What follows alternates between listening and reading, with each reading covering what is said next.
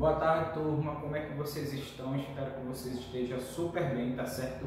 Hoje o vídeo vai ser curtinho, porque vai ser revisão, tá certo? Da quarta unidade, para a gente fechar essa quarta unidade, ok? O assunto é bem fácil, eu nem abordei todo o assunto que a gente viu na quarta unidade, eu peguei os principais e coloquei aqui para a gente ver, tá certo?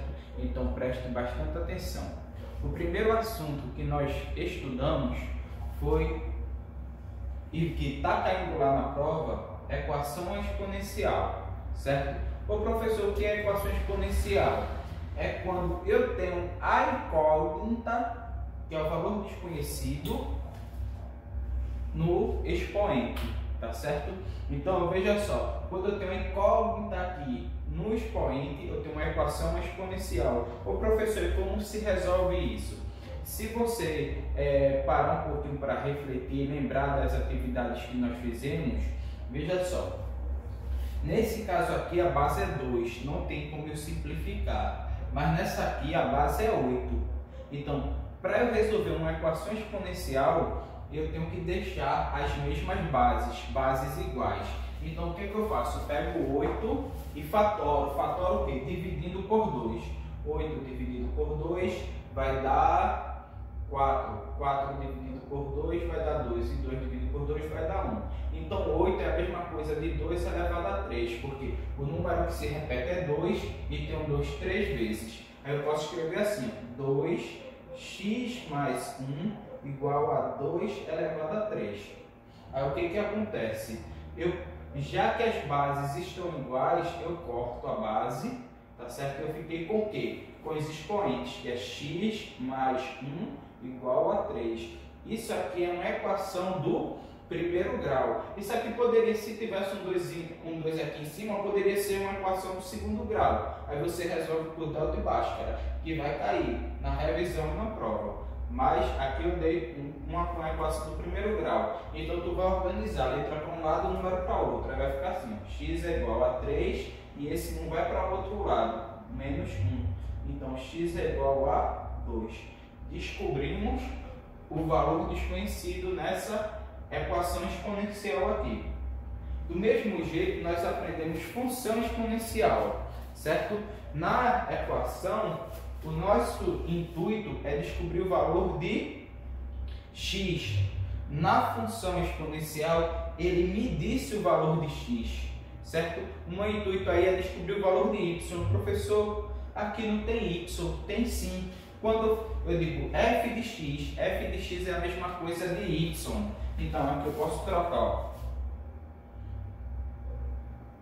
F de x é a mesma coisa de y. Então y é igual a 2 elevado a x. Mas quem é x? Nesse caso aqui, x é menos 1. E nesse caso aqui, x é 1. Então eu tenho que resolver essas duas contas. O primeiro, o f de x quando x for menos 1 e o f de x quando x for 1. E depois o que ele quer que eu faça? Ele quer que eu some esses dois resultados. Eu vou separar aqui, ó, meu quadro em duas partes. A primeira parte eu vou trocar x por menos 1. Aí vai ficar assim: y é igual a 2 elevado a menos 1. A gente já aprendeu, acho que desde o sétimo ano, sexto ano, que quando eu tenho um expoente negativo, o que eu tenho que fazer? Inverter o número para que ele fique positivo. Ô professor, como assim inverter? Eu não vejo, mas aqui tem 1. Então eu inverto o número. Aí vai ficar assim, ó. O 1 vai para cima e o 2 vai para baixo. Quando o 2 vai para baixo, esse menos 1 ele vai acompanhando. Mas já que ele mudou de lado, ele muda de sinal. Ele fica 1 positivo. Aí eu fiquei assim, ó. 1 sobre 2 elevado a 1. 2 elevado a 1, minha gente, é 2. Então a resposta desse daqui é 1 sobre 2. Tá certo? Agora eu vou fazer a continha para esse. Y é igual a 2 elevado a x. Onde tem x eu vou trocar agora por 1. 2 elevado a 1 é 2. Então eu tenho que a resposta desse é 1 meio, mais a resposta desse que é 2. Então o que eu tenho que fazer? Eu tenho que resolver essa soma aí de fração, porque aqui embaixo tem 1 quando eu não vejo. Então, para resolver soma de fração, eu preciso tirar um MMC, não é isso? E faço o quê? 2 dividido por 2, 1 vezes 1, 1. 2 dividido por 1, 2. E 2 vezes 2, 4. Então aqui ficou 1 mais 4, 5. 5 que meio é a resposta. Eu dei a função e disse que eu queria que você somasse f de 1, de menos 1, mais f de 1. Eu resolvi as continhas separadas e depois eu fiz a soma. Então isso aí é função, tá certo? Também aprendemos logaritmo, onde eu tenho log de 8 na base 2. E eu quero encontrar o valor de quem? De x, que é o logaritmo. Porque isso aqui a gente chama de logaritmando, isso aqui a gente chama de base. Tá? Se tiver alguma dúvida no assunto, é só voltar lá na página da escola, ou até entrar aí no celular mesmo e ver as mensagens que eu mandei no grupo, que tá todas as aulas lá, certo? Então, se eu quero encontrar a resposta, o valor de x, é bem simples. Eu vou transformar esse logaritmo em uma função, em uma equação exponencial. Como, professor? Eu vou dizer assim, ó, que 2, que é a base, elevado à resposta, tem que dar 8. 2 elevado à resposta que eu quero descobrir tem que dar 8. E como é que eu faço isso daí? Isso aí é uma equação exponencial. Quem é o número aqui? 2. Então eu pego 8 e vou dividindo por 2, ó. Que vai dar 4, que dividido por 2 vai dar 2, que dividido por 2 vai dar 1. Então isso aqui é 2, elevado a 3. Aí eu troco, ó. 8 por 2 elevado a 3. Elimino os expoentes e fica qual é o valor de x? 3. Aprendemos também sobre função inversa, certo? Foi um assunto que nós vimos também, função inversa. O que é isso, professor? Função inversa. Porque geralmente a gente tem assim, ó, o domínio e temos o contradomínio. Os elementos saem daqui e vêm para aqui, ligando, né? Isso nesse sentido. A função inversa já é ao contrário. Os elementos estão aqui e eu preciso descobrir, eu tenho a imagem, eu preciso descobrir o domínio. Como é que eu faço isso? Imagina que você pegou a prova e eu pedi, escreva a função inversa da função a seguir. A função inversa é representada por isso daqui, ó, f de x elevado a menos 1, tá certo? Então, quando você vê isso aqui, elevado a menos 1, saiba que é função inversa. Então, para tu resolver isso, transformar isso aqui numa função inversa, o que tu vai fazer? Onde, a primeira parte, viu? Onde tiver f de x, tu vai trocar por y. E repete a função. Essa foi a primeira parte.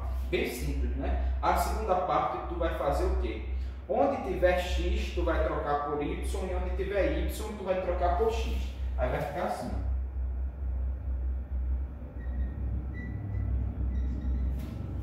Ok? Aí, qual é a segunda parte? Você vai ter que organizar isso daí, porque eu tenho que isolar y, deixar y sozinho na segunda parte. Então vai ficar assim. Esse y vai para aqui e esse x vai para aqui. Aí vai ficar assim, menos 2y, porque mudou de lado, menos x mais 1.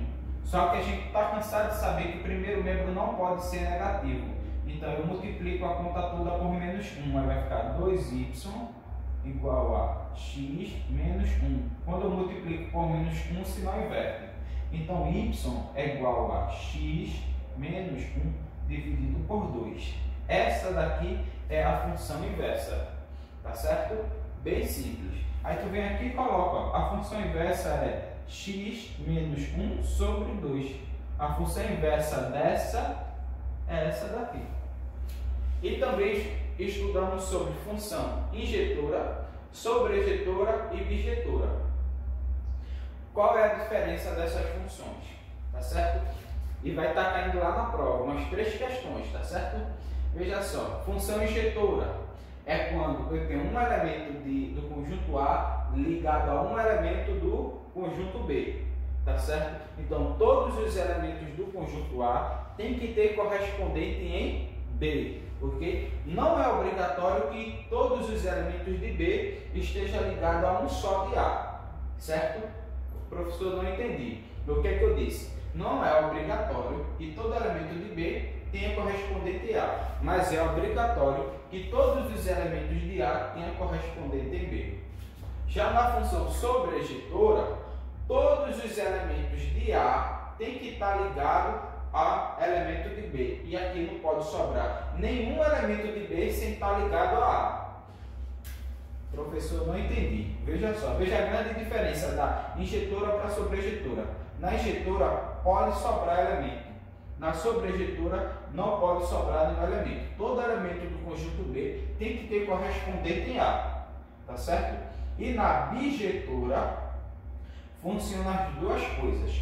O que? Todos os elementos de A têm que ter correspondente em B e também não pode sobrar nenhum elemento aqui, porque a bijetora é a junção desse mais esse daqui, ok?